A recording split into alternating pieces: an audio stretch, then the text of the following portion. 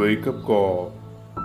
For you need endurance, so that when you have done the will of God, you may receive what was promised.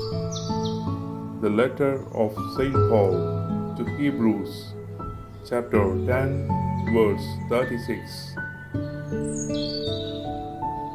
ദൈവത്തിൻ്റെ ഇഷ്ടം നിറവേറ്റി അവിടുത്തെ വാഗ്ദാനം പ്രാപിക്കാൻ നിങ്ങൾക്ക് സഹനശക്തി ആവശ്യമായിരിക്കുന്നു.